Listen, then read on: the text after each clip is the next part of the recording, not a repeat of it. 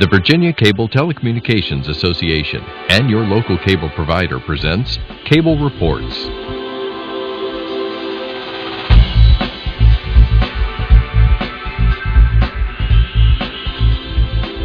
Join us now as Cable Reports brings you up to date on current issues facing the Commonwealth through discussions with your local legislators and other policymakers from across Virginia. Welcome to a special edition of Cable Reports, brought to you by the Virginia Cable Telecommunications Association. And a very warm welcome to Annette Boyd, Director with the Virginia Wine Board. Welcome. Thank you, Woody. Thanks. Well, you know, it's interesting. I've done a little reading recently, and I didn't realize how vibrant the wine industry has become here in the Commonwealth, and how rich its historical perspective is. Tell us a little bit about the history of wineries in the Commonwealth. Sure. Virginia has actually a very rich history for the United States, in some cases even more so than some of the more well-known wine-producing states. It was before there was tobacco, when we were a colony of England, they really thought, when the settlers came here, they would see vines growing wild in the trees, grapevines, and thought, oh my gosh, we can quit exporting wine from the French and grow our own wine. Great idea. And they made it mandatory that every male settler plant at least 10 vines. It was called Act 12 in Jamestown. And unbeknownst to them, European grapevines really wouldn't develop at that time because of some disease and pest pressures that they didn't understand at the time. So that never really developed. Thomas Jefferson came along and equally was passionate about developing a U.S. wine industry. He really is known as the father of the Virginia and U.S. wine industry today, and that was really the only thing he ever considered a failure in all of his endeavors, was to create that vineyard on his site at Monticello. Most of the wine producing in Virginia died during Prohibition, and it didn't come back again. The modern Virginia wine industry didn't really start its resurgence until the 1970s, when 6 wineries started. And today we have over 230 wineries in Virginia. That many, 230. And we rank 5th in the country in wine production. Now, how do we compare internationally?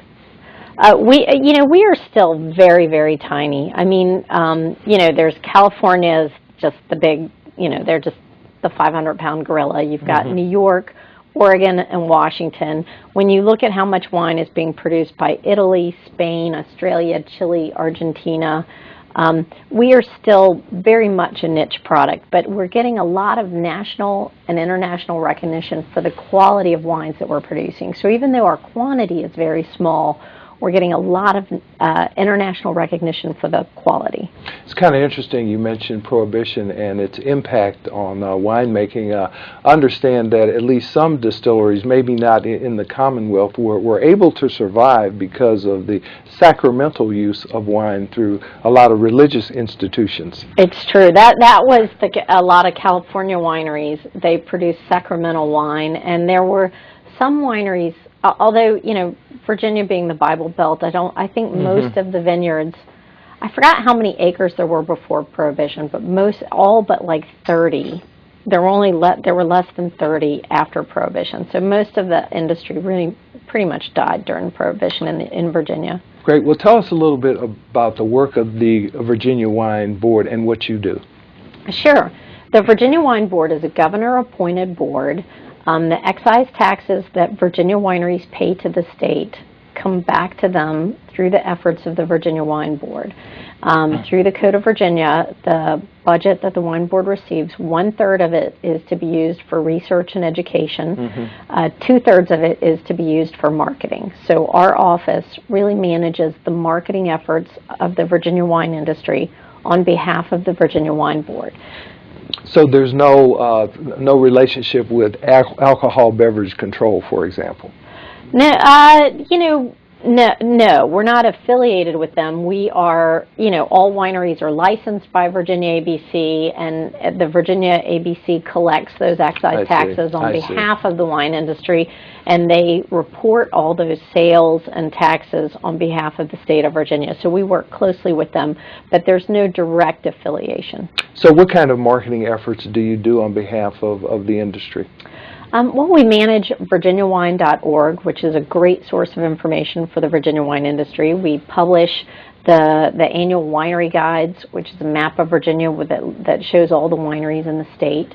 October is Virginia Wine Month. We manage all the promotions for that. In addition to March, which is coming up, is Love by the Glass, Virginia Wine and Dine Month. Love by the Glass, I like that. Love by the Glass, where we get restaurants and wine shops around the state to promote and serve Virginia wines. Great. Talk to us a little bit more about the efforts of the governor's wife. I understand she's been a real driving force behind promoting wine.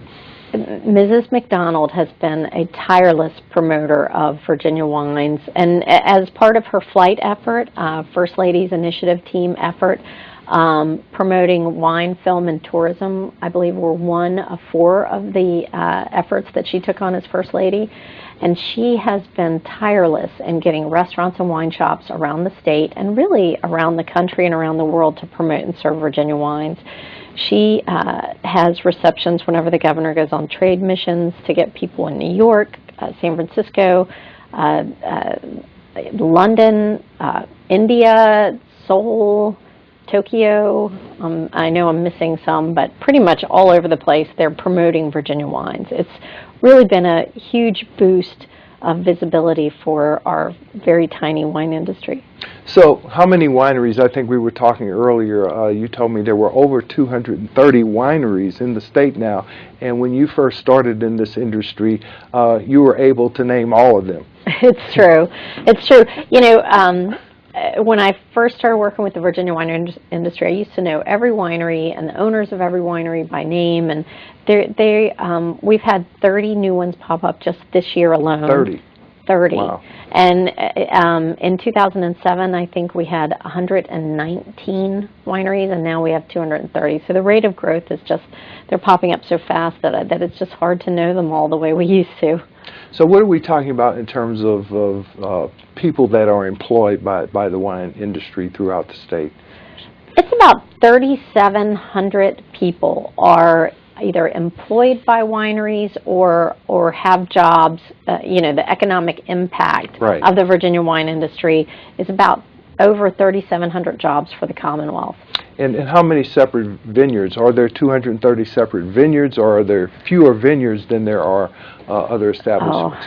Now I'm trying to remember. Okay, so there's 230 wineries. Mm-hmm. Wineries make the wine, and to be licensed as a Virginia winery in the state of Virginia, you have to grow grapes and make the wine. Okay. So all wineries are vineyards, but you can also be a vineyard grower, meaning you just grow your grapes and sell your grapes to a winery. And I think we have over 120 vineyards in the state, meaning that they grow the grapes and then sell them to a winery. So you mentioned March being Virginia Wine and Dine Month. What kind of events will occur during March, and what kinds of things will be happening throughout the state? Well, first and foremost, when you go into a restaurant, ask for Virginia wines by the glass or on the menu. A lot of restaurants offer special promotions on Virginia wines during that time. I know that we are going to be providing visibility for the restaurants around the state that are offering and serving and promoting Virginia wines. Here in Richmond, we love the Roosevelt Restaurant, which only serves Virginia wines on their restaurant. The Roosevelt Restaurant only serves Virginia wines. Only serves Virginia wines. Great. We love that restaurant. Great. That's wonderful. Wonderful. And I take it that sales are just continuing to explode throughout the state as well. They have. We have been very pleased with the growth of Virginia wines. I think for the last 3 years we've averaged 8% growth annually. 8% annually. Mm-hmm. Wow. It's a very nice growth, and for a still very young industry.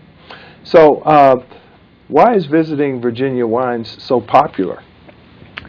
Well, the growth of drinking wine in the U.S. continues to grow. So we've got a very strong trend in that we are following a national trend that wine drinking is becoming popular. But I think visiting Virginia wineries is very, very special. The average Virginia winery produces less than 5,000 cases of wine and has 20 acres of fruit that is usually managed directly by the family that owns at the winery, and maybe they have a winemaker. And so when you visit a Virginia winery, it's a very personal, very unique experience and it's very authentic.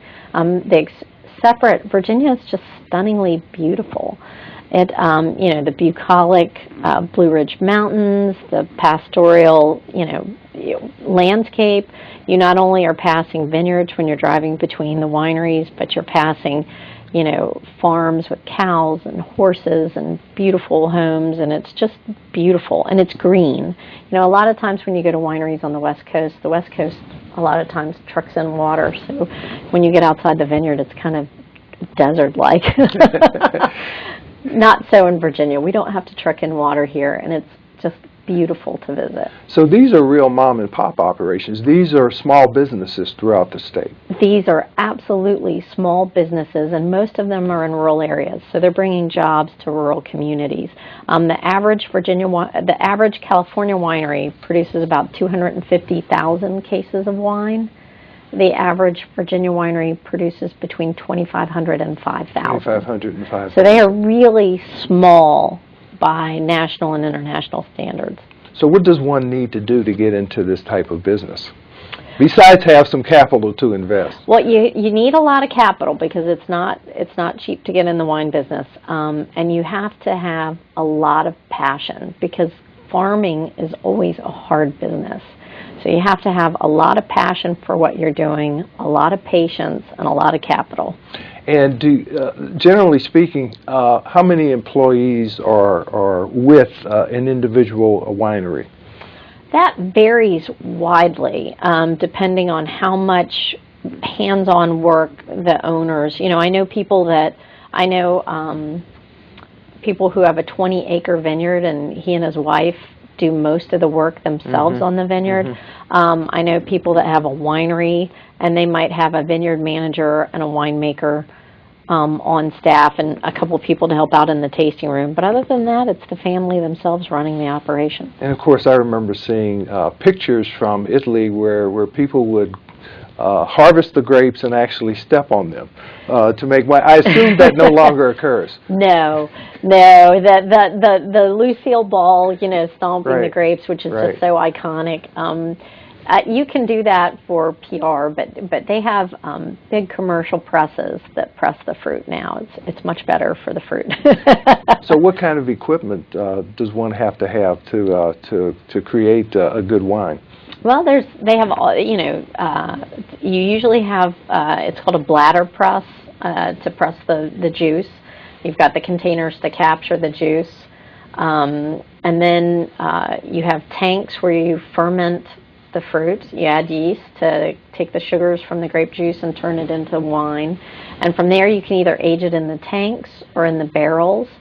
And you've got filters because once the wine is made, you don't want the yeast ending in the final product. So filters, and I'm sure they have lots of other little pieces of equipment to help them. But that's the big things. Winemaking at its very best is very simplistic. Well, what about the season for growing grapes? When does that begin and when does that end, generally speaking? It's depending on the size of your vineyard. It's a year-round process. People in January, February, right now, you start pruning your vineyards. You want to prune the vineyards while the vines are dormant, so that way, if in March or April, when bud break occurs, you've already pruned when you prune, that sets the tone for how the vines will grow. So based on what your production needs are, you start pruning now so that when spring occurs and the grapes start growing, you're already begun training the vines to grow the way you want them to. Depending with the sun and the rain, there's you tend to manage those vines all year long to control optimum sun exposure. So sometimes you're out pulling leaves. If the vine is growing too hardy, you might prune it again in the summer because you want the energy going into the fruit, not into the leaves, to make the best caliber fruit for the wines.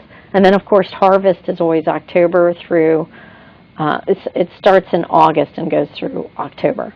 And is it pretty labor intensive, or are there machines that have been developed to take those grapes off the trees?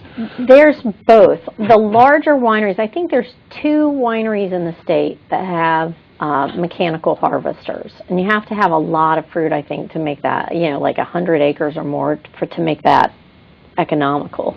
The rest of the wineries, all the fruit is hand-picked.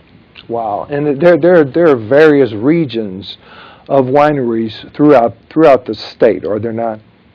There are. There are 9 wine regions in the state, and we have 7 AVAs, American Viticultural Areas, that are classified by the Tax and Tobacco Agency of D.C. And we just, in fact, we had 6 AVAs and a 7th one, the Middleburg AVA, just came on board last year. So we're very pleased to have a new one in the Commonwealth of Virginia. And are wineries regulated in terms of quality or anything like that? Not in terms of quality, but wine, alcohol is one of the most regulated products out there, and so yes, they are regulated and monitored in terms of the quantity that they're producing. There are certain standards for the way you make the wine and licensing, but within winemaking there is a wide range of quality, we're getting a lot of recognition for being on the high end of that quality. And is the licensing done at the state level? It's at the federal. All wineries have to be licensed through TTB, the federal level, and then also through Virginia ABC. Now, what is TTB for our viewers? It's Tax Tax and Tobacco Bureau. Okay. It used to be BATF, and then they divided Homeland Security and created 2 agencies out of 1. Okay, what does that licensing process consist of, if you know? In its simplest terms, you apply to the feds and to the state for the license to be able to manufacture wine. Mm-hmm. And I'm sure it's much more complicated than that, but after a thorough review of your equipment and your process and your licensing, they approve it. And I assume there's a fee associated with that. Of course, there's a fee. Licensing process, yes. And there's a fee for the license itself, and then there is a tax that you pay both to the state and to the feds for how much you produce. And is that annually? You Yes. pay that fee? Correct. Now, there are different types of grapes, obviously, that produce different types of wines. Can you talk to us about that? All I know about wine is that there's white wines and there's red wines. Well, just like apples, Granny Smith apple is going to taste very different than a Golden Delicious. The same is true in wines. Grapes, you have white grapes and you have red grapes. And in Virginia, for white wine varieties, Chardonnay and Viognier are the 2 white wines that are very popular here. The grapes grow very, very well in Virginia. For red wines, Merlot, Cabernet Franc, and Petit Verdot have shown to grow very, very well in the state. And that has really given us an edge in producing some amazing red wines. Those are all blending grapes in the Bordeaux region of France. And so we have been producing some amazing reds that are very Bordeaux-like in style. Now, do you have an opportunity to travel the state and visit the various wineries throughout the year? I do. It's a rough job, but somebody has to do it. I do. It's hard to work and to promote them if you don't know what they're going through and what they're producing. And so, yes, we do go out and visit a lot of wineries. We do see what they're doing. And every time you visit a winery, when you hear about a winery, you have one perception. When you taste their wines, you have another perception. When you actually go to visit them and you see where the grapes are grown and you meet the people that are growing and they talk to you about what they're putting in the bottle, the experience is totally different. And I can't emphasize enough how fun and how inspiring it is to go and meet those folks that are doing that here in the Commonwealth. Well, something that's a lot of fun and very inspiring that you are working in collaboration with is the celebration of the sesquicentennial of the Civil War. And I understand that you are helping to sponsor sort of a tour, if you will, relating to that, along with the wineries that happen to populate the areas that the Civil War took place in throughout the Commonwealth.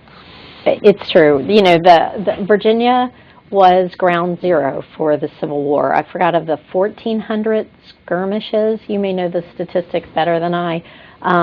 Over 700 or 800 were here in Virginia.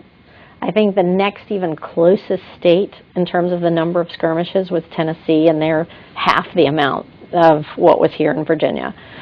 So Virginia, with the sesquicentennial and commemorating that very important time in Virginia's history, there is no real connection between wineries and the Civil War. Right. But what we found is a lot of people who are interested in the Civil War and interested in history are also interested in wine. And if they aren't, usually they have a traveling partner who may be. And so we find that visiting the battlefields, they're sprinkled all over the state, and usually you find wineries in nearby those. And we thought it would be interesting to package while you're also visiting some of those very historic battlefields to also visit some wineries in those areas. And it's turned out to be a very popular promotion. Great, great. Now, someone's looking for more detailed information about wineries, retail establishments like that. Where's the best place to go and gather that information? Well, two areas. First, our website, virginiawine.org, has a wealth of information. It lists every winery, their tour hours, the wines that they produce, directions, maps, a ton of information on the wineries. Also, the over 500 events annually, festivals. It lists all the events, tastings, dinners, festivals in the state around Virginia wine. So go to our website, and if for any reason you can't get to the website, call our office at 804-344-8200, and we can mail you a winery guide or perhaps point you to some of the information that you might be looking for.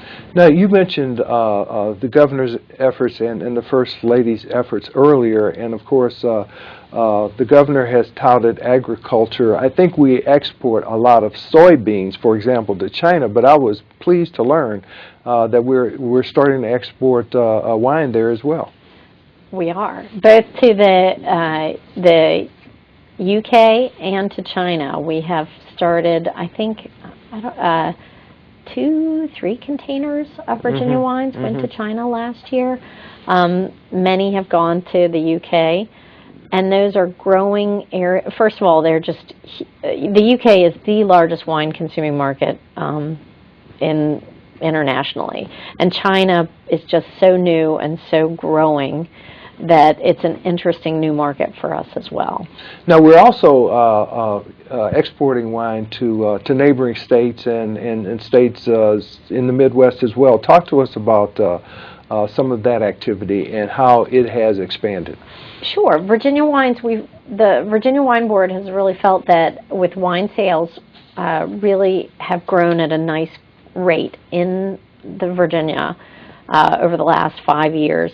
And it's time for us to really start expanding the Virginia wine footprint. So the Wine Board has really worked to expand Virginia wines in Washington, D.C., along the East Coast, New York, Philadelphia, Baltimore, Raleigh, Washington, D.C., and also Chicago has been a really good market for us as well. Wow. Chicago is, they're middle of the state, so they're not they don't have too big of a West Coast bias, not too much of an East Coast bias. They're really open market.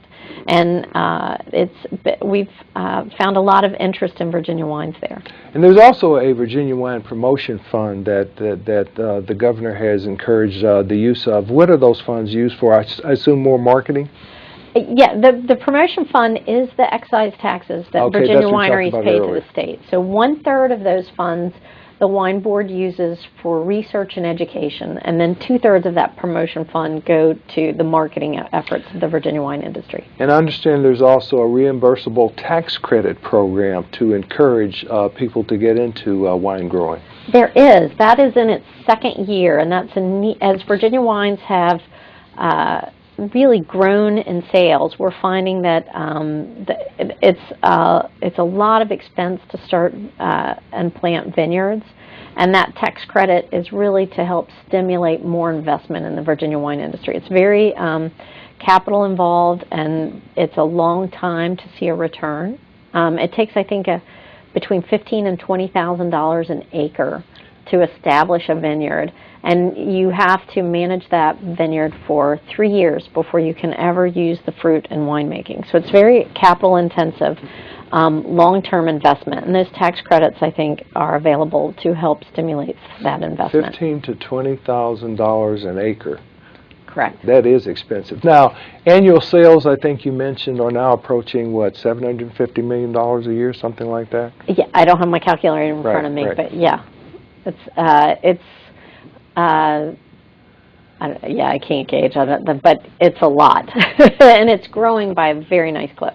That's truly astounding. Now, I do want to drive people to your website once more. It is appearing on the screen, including how to contact you by way of a telephone number, but it just has a wealth of information on it, including the wineries, events. You mentioned the March event, but I know there are events throughout the year. Do you have any idea what's happening throughout March besides the one event you mentioned and in April and thereafter? Well, there are wine tastings and dinners at wineries all across the state, and also at restaurants around the state. A lot of restaurants will have wine tastings. They'll bring in the winemaker. They'll highlight 3 or 4 wines. They'll pair them with their foods. There are festivals in March. One of the big festivals in the state is Vintage Virginia. It's always the first weekend in June. Vintage Virginia. Mm-hmm. Great. It's one of the largest Virginia wine festivals. All the information about that festival will be on the website. Great. And there's that neat regional map which you talked about. You can click on it and find out where wineries and retail outlets exist throughout the Commonwealth. Absolutely. There's a ton of information on that site. Great. Well, thank you for being here today, Annette Boyd. We appreciate your being here with us. Well, thank you so much. Thank you for watching a special edition of Cable Reports, brought to you by the Virginia Cable Telecommunications Association. Until next time, I'm Woody Evans.